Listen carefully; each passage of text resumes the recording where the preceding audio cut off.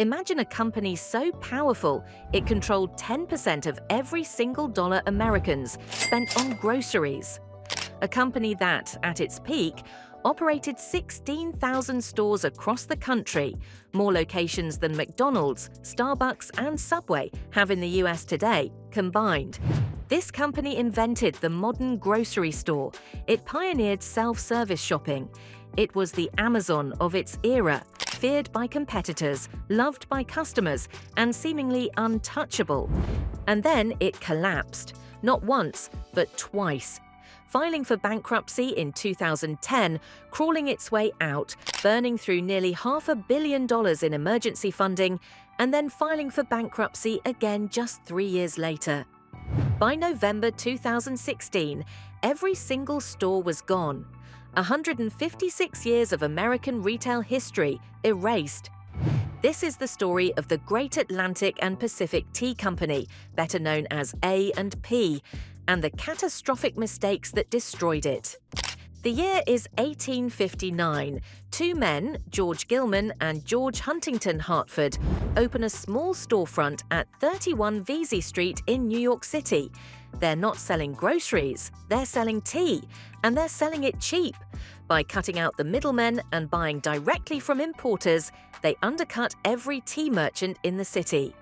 The business grows. They rename it the Great Atlantic and Pacific Tea Company, and by the turn of the century, they have over 200 stores. But the real explosion comes in 1912, when Hartford's son, John Hartford, has a radical idea.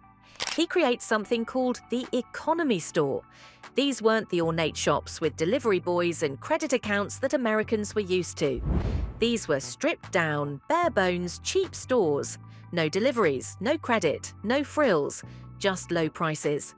And it worked spectacularly. A&P went from 585 stores in 1913 to over 4,500 by 1920 to an almost incomprehensible 16,000 stores by 1930.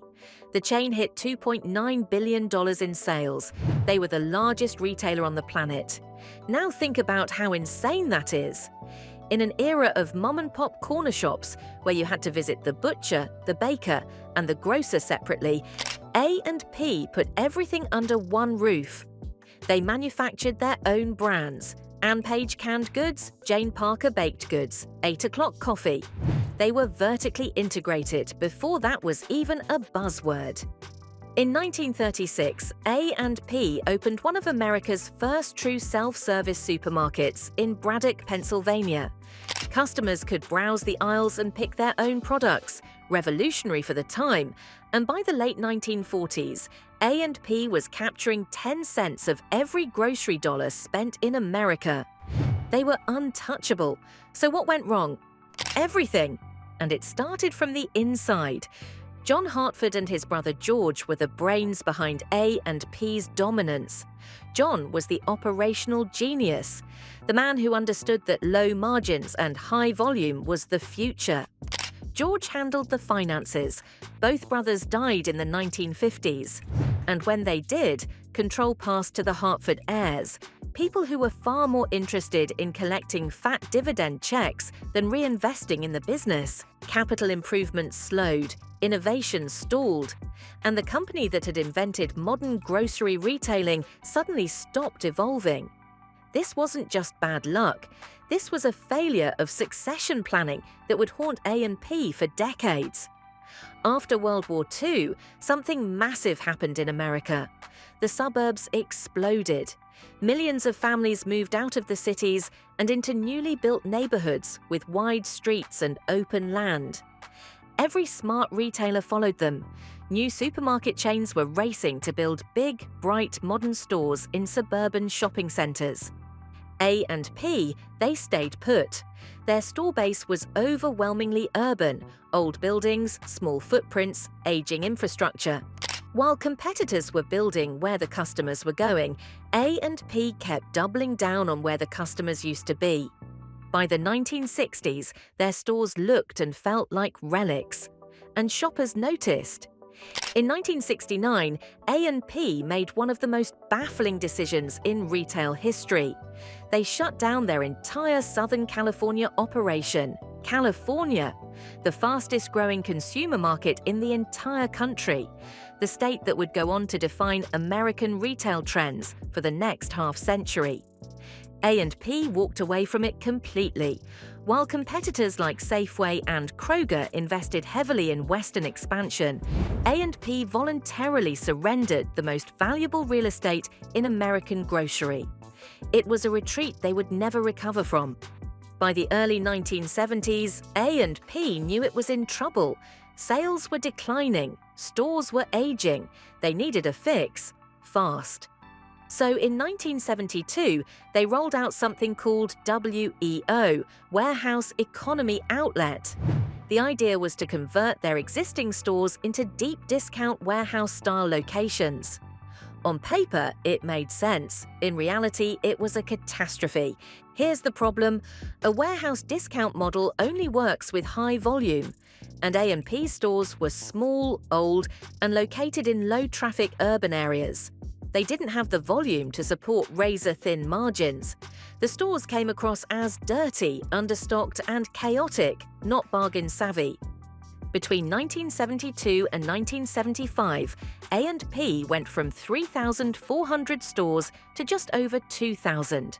They lost nearly 40% of their locations in 3 years. The WEO experiment didn't save A&P, it accelerated the bleeding. After WEO failed, A&P spent the next 2 decades in a constant state of reinvention, and none of it stuck.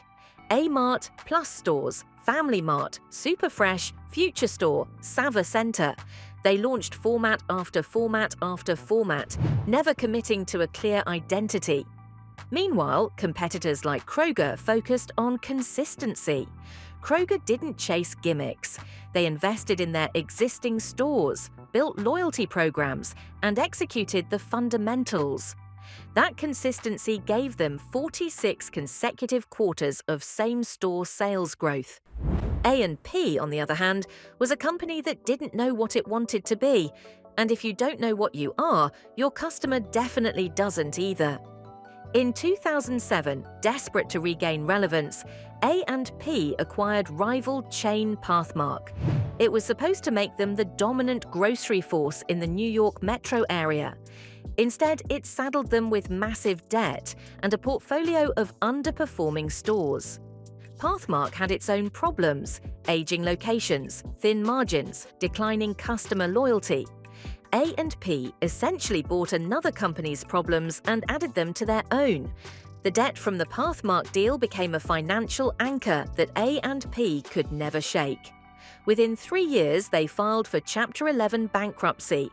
A&P emerged from that first bankruptcy in 2012 with $490 million in fresh financing and a supposedly clean balance sheet. They had a second chance. They wasted it. They kept over 50 underperforming stores open, stores they should have closed during bankruptcy, largely to preserve union jobs. Their collective bargaining agreements locked them into pension obligations and staffing costs they couldn't afford. And they completed less than half of their planned capital improvements because revenue kept falling short. In just 1 year, from February 2014 to February 2015, A&P hemorrhaged over $300 million. That's more than 60% of their entire rescue funding gone. On July 20th, 2015, A&P filed for bankruptcy a second time. This time, there was no coming back.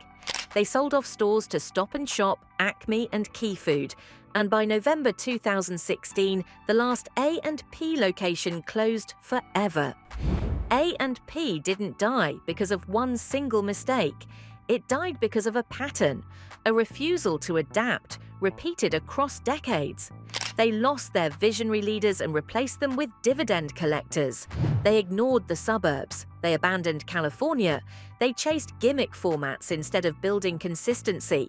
They bought Pathmark's problems. And when they finally got a second chance, they still couldn't make the hard decisions. The company that invented the American grocery store couldn't survive in the world it created. And that might be the most chilling business lesson of all. Being first means nothing if you stop evolving. If this story grabbed you, you're going to want to check out the other deep dives on this channel, where we break down the biggest corporate collapses, billion-dollar blunders, and the strategic disasters that brought giants to their knees. Subscribe and hit that notification bell so you don't miss the next one.